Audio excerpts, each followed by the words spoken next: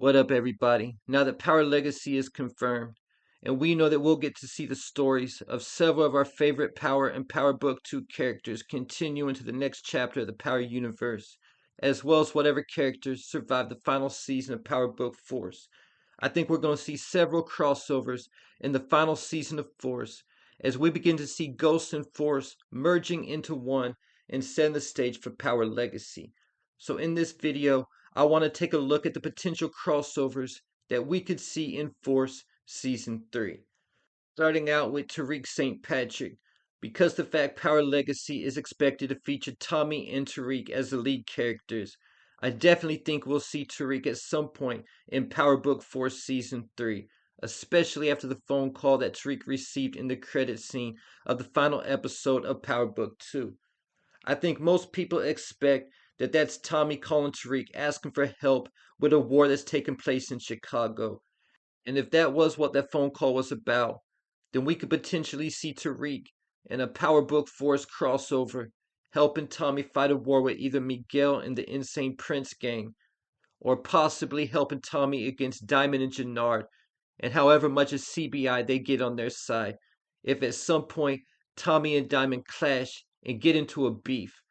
Keeping in mind, Diamond and Jannard already have a plan to hand D-Mac over to King Kilo, leader of the RDs, when he gets out of prison. But if that phone call wasn't from Tommy, now that Power Legacy is confirmed, I think it could be about Tommy. Possibly after a time jump when Tariq hadn't heard from Braden for a minute and he calls Tariq for help because there's somebody who's trying to take over Braden's territory.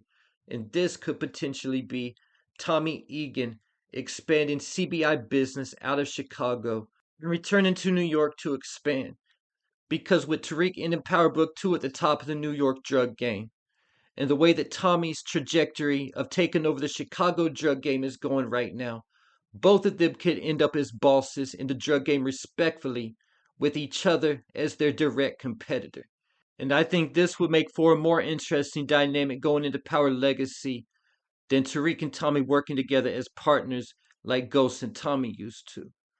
But with Tariq making an appearance in the final season of Force, there's a few characters that could possibly appear on the show with him, specifically talking about Braden Weston, and also possibly getting an appearance from Davis McLean.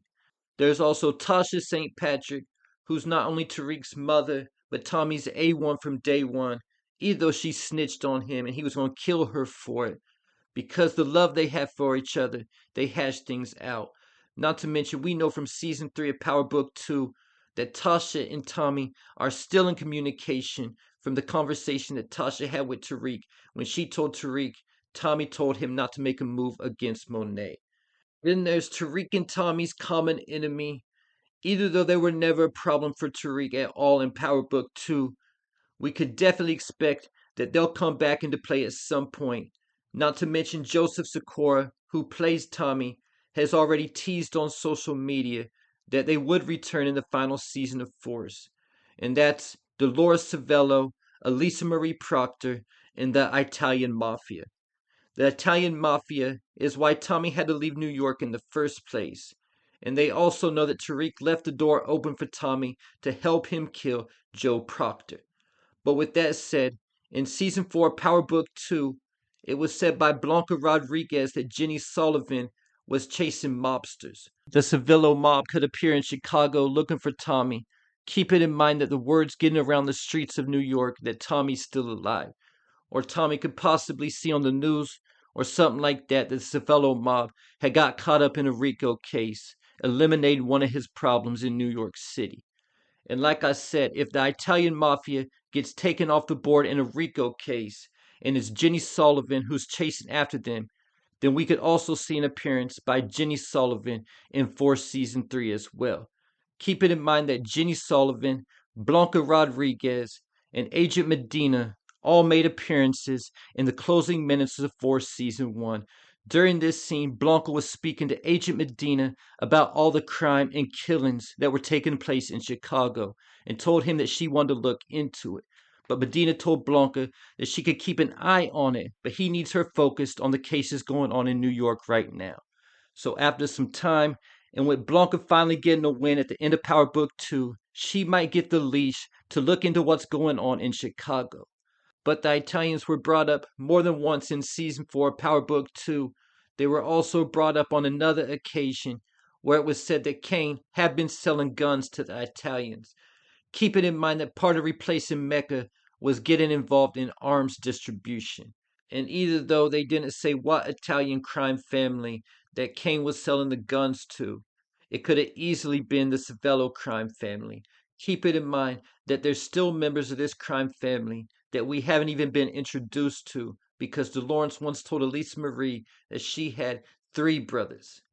Getting me to Kane Tejada, who not only potentially could be connected to Savello crime family after being their gun connection for a while.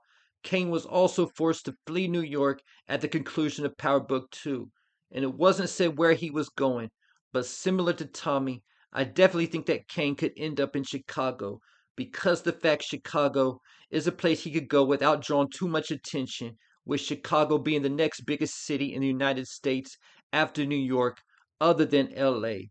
And there's a lot of speculation that Kane could have went to Atlanta because he has family down there. But with Kane being a fugitive, he's probably trying to avoid going around family anyway, because if the feds were looking for him, that would be someplace they would look. In The Wire, when Weebay had to flee town, Stringer Bell asked him where he had family, and I think he told him New York, New Jersey, and Cleveland. So Stringer Bell sent him to Philly, a place where he had no family or connections. So in the same type of way, Kane could end up in Chicago, and if we do get a Kane crossover in Force Season 3, we could also see Drew or Diana or even Effie in some type of way, even if it's just a phone conversation. Getting me to 2-Bit, who was one of Tommy's soldiers in OG Power, and someone who Tommy ended OG Power on good terms with because the fact that 2-Bit gave Tommy the drop that Spanky was a snitch. But at the same time, it's already been said on Force when Liliana asked Tommy if he was going to bring somebody from New York down to help him with Dahlia. He told her that there was nobody left in New York who he trusted. So either though Tommy and 2-Bit don't have any bad blood or anything like that, I don't know if Tommy actually trusts 2-Bit at the same time. But if Tommy does need soldiers in Chicago for a potential war, I could definitely see him grabbing that phone and hitting up 2-Bit. And it would definitely be an interesting storyline if both Tariq and 2-Bit show up in Chicago to help Tommy, keeping in mind everything that's went down between those two. Next I have Drago the Serb, who was Jason Mitchick's lieutenant. But even though we've seen the Serbs in both seasons 1 and 2 of Force, we still haven't seen Drago yet, and could possibly see him in Season 3 after Mirko just got arrested at the end of Season 2. And the final crossover that I have would be the return of James St. Patrick, aka Ghost, making his return to the Power Universe in some type of way at the conclusion of Power Book Force to set the stage for his return on Power Legacy. And there you have it. Leave your thoughts, theories, and predictions in the comments.